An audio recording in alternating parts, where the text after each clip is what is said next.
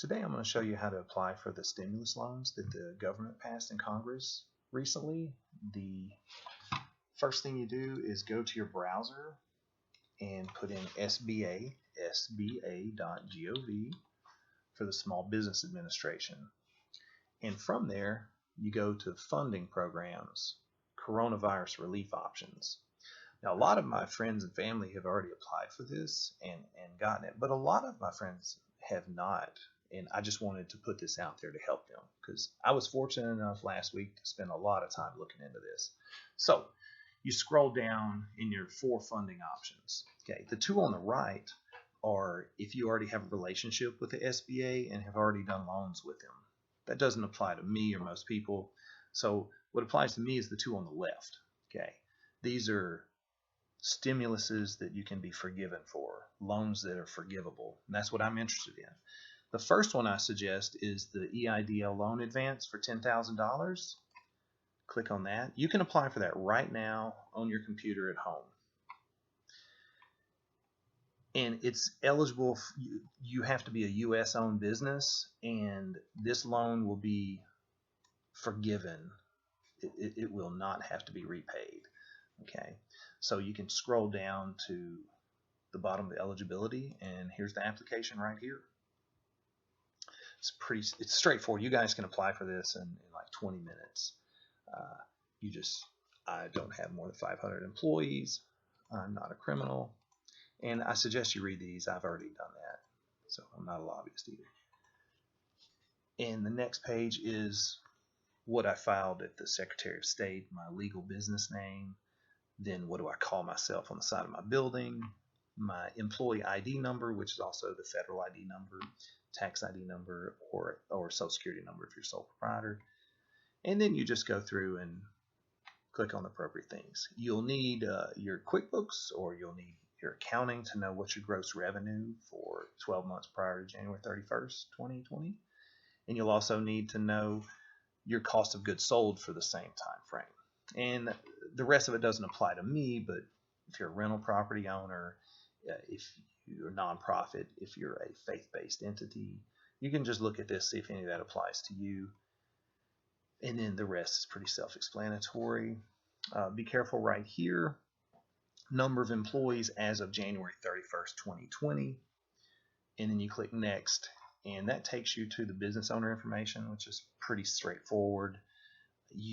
About the only other thing you'll need that's not so straightforward is you'll need your tax ID number, like I said, and you'll need your banking information because they're going to plan on doing a direct deposit. Once you hit submit this online in like 30 minutes from now, they'll give you a direct deposit is the only option. And once you click submit, once they approve it, they direct deposit up to $10,000 directly in your bank account. Let's go back to the SBA.gov website and then go to funding programs, back to coronavirus relief. Scroll down to the PPP program. This is the big one. You can borrow up to $10 million with this, and it's forgivable for 4 things. It's forgivable for payroll, rent, mortgage interest, or utilities. Any business with under 500 employees is eligible to apply. So now let's go into the PPP borrower application form. Download PDF. Okay, you just fill this out just like before. You print this out, fill this out at home. I do not suggest filling out the average monthly payroll and the times 2.5 plus EIDL. That's the advance you applied for previously, just a moment ago. Don't fill that part out because the banks are using different metrics and that's being interpreted in different ways. So just take your information to the bank and y'all do that together. You can put number of employees and everything else. So where do you apply at? Okay, any FDIC approved bank is eligible to do that. Hopefully that's your bank. So call your bank, see if they're doing these payment protection program loans. If they are, ask them what documentation you need to bring with you. Your tax returns, your proof of payroll, your health insurance bills, utility bills. Ask them specifically because, again, different banks are using different metrics depending on how they interpreted this, and that'll determine what you need to bring. So once you've done that, what if your bank doesn't do this? That's fine. Get on the phone and call other banks around you and ask them if they're doing this. They'll do it. They're hoping you take a loan from them is what they're hoping. They'll definitely do it.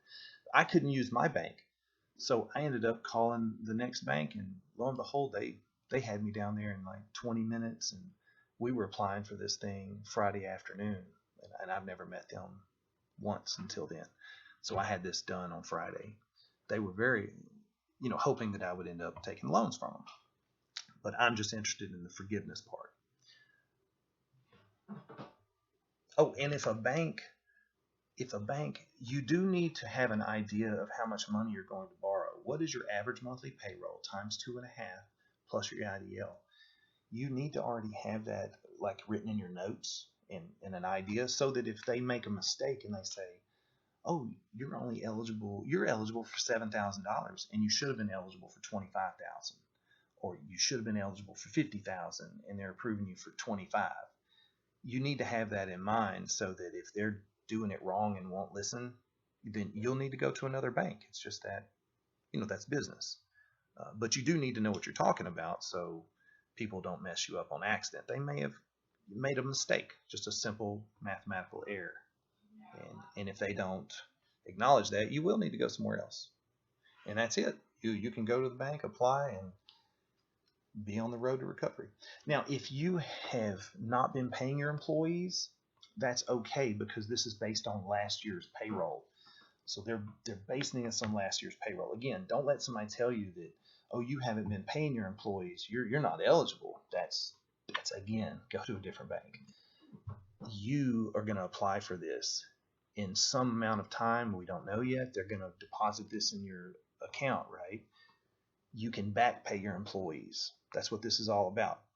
So let's say you don't have the money to pay people $5,000 a week when there's no income coming in. That's fine. You apply for this. When the money does come in, you back pay them. And then it's going to be forgiven. As long as you do this before June 30th, that's the deadline on having this done and paid and forgiven. That's it. All right. Hey guys, stay safe out there during this coronavirus.